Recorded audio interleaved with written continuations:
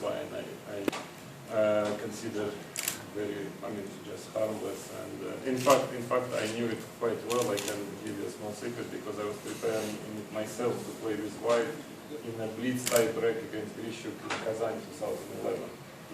But okay, I thought it's worth trying in blitz, but not more than that. Yeah. So since actually I played it, but he played instead of E6, D6 or G6, and I couldn't use it. So, but yes, for the classical game, if Black knows what he's doing, it's very difficult to count on anything. And okay, then, well, in fact, after like 10 moves, there was not much to play for already. It just happens sometimes in modern chess. Magnus, I agree with this opinion, Vladimir, that your choice of the opening today was not really great. No, I mean,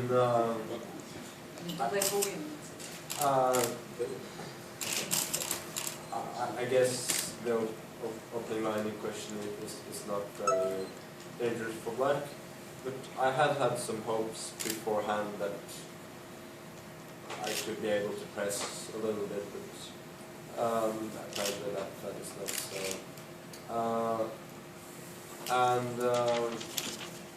You know, many times also with white against Vladimir, I've been doing quite badly. So at least equality is,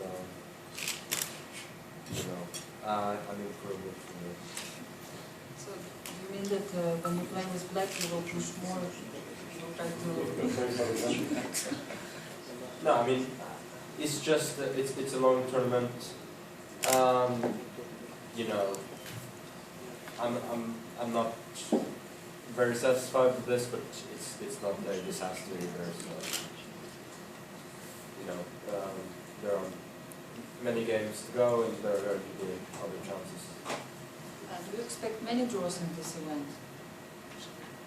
Oh, many. I mean, I definitely expect more than 50% of draws. This is clear, but it's just because of the level of the tournament. This is very often misunderstanding. You know, when they call it fight in chess.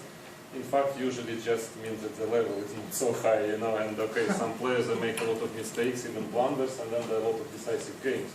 When the level is very high, it's not that people are not fighting, it's just simply it's very difficult to win a game. But of course there will be lots of decisive games, so I mean, you see just the start of the tournament, and I mean, it's a very long event, you know, there is a big difference. If the tournament would be 9 rounds, I guess from the very first round everybody would start to go really all in, you know, but it's a 14-round tournament, so we are starting slowly and getting into the game, but I'm sure there will be a lot of hit, you know, it will start, the hit will start very soon and a lot of decisive games. So before we go maybe to see some variations in the game, maybe someone has a question for the players, not especially about the game, maybe some others. Hi, Magnus, you're now ranked #1 in the world, best ever. Everyone's talking about you as the new face of chess. Do you think you're going to change the game? Is it going to become glamorous and fashionable in a way it hasn't been in the past? No disrespect to anyone. Well, we'll see, you know, I mean, right now, I guess, made 2 draws in about a total of, you know, 3 hours, maybe less, an average of 30.5 moves, so, you know, that's going to change the game for sure. But, no, I mean, we'll see what happens. I'm trying to do my best, and we'll see how it stands in the future. Any questions? Yeah. Yes, please. A question for Vladimir. Two weeks ago you saw a movie about the 1953 candidates tournament, which was 28 rounds. If this is a very long event, what was the candidates tournament at 60 years ago like? No, but you know, actually, I think it's tougher now than at that time. I mean, it's quite clear because of the computers, you know, the amount of preparation you do for the game and amount of memorizing the lines, it's 10 times more than at that time. So of course they played more, that's clear. But first of all, there were lots of rest days, yeah.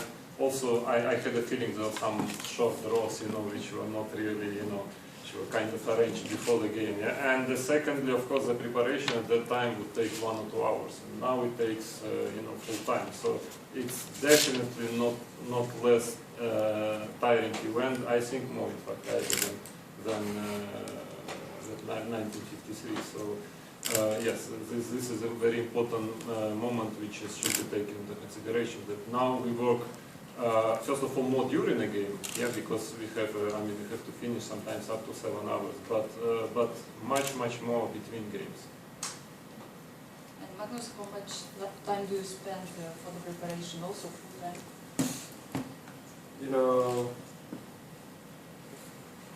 Perhaps a bit more than I'm used to. I don't know. But it's tough. These guys are also so well prepared and have done it for many years. It's not easy to make any headway in the preparation if that's what you're trying to do. Yeah, because sometimes I can add that in preparation, sometimes you have a feeling that it's not really about getting a big advantage or something. It's about getting some play with white and not losing by force with black. So it's not very fun when you prepare. And that's a little bit depressing sometimes. Yes, you prepare a lot, but in fact it's just to get, let's say, with white, just to try to get a game in a way. Yes? So it's not easy. And also preparation-wise, I can tell you that, for example, in 1953, well, basically there were 2 openings were played, Nimzo with E3 and King's Indian. So it's not so easy to prepare. There's just 1 of 2 positions can be on the board. You can be absolutely sure. But now, people they play a bit of more openings, and you need to remember a bit more. Thank you. And other questions? Just ask one more of Magnus. When you're not playing chess, what do you do? How do you spend your time? Well, right now, here in London, actually, I've invented my own game. Oh, right. Is it a variation on chess? Or Yeah, it is, which I spent some time on, so that's my main occupation apart from chess here. And is that a computer game or is it a physical? It's a physical game. But you will learn more. Top secret. Yeah. Okay, thank you. Any other questions we have? Magnus, you currently Polish is your second in the London Classic, but I haven't seen him around. Is he not your second anymore? Well, he's not here, is he? No. It's because you didn't get visa again, or I mean, that's all I have to say. And actually we see here your second Peter Heinen Nielsen, and he used to be the second of Anand. Actually, how did you arrange this that now he's in your team? Well, I mean, I've known him for many years. He's a good friend, so there was no problem there. And what would happen if you win, for example, these candidates and you will face Anand? Will he still be your second?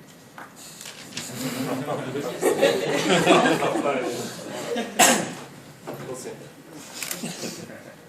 So maybe, I don't know if the players want, they can show something, but if it's nothing special, it depends on you.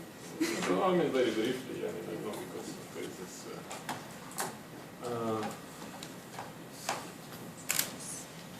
Stress damage.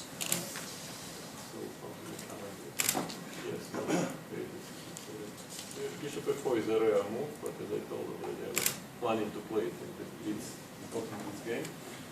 D5 is 3, bishop e4, bishop e2.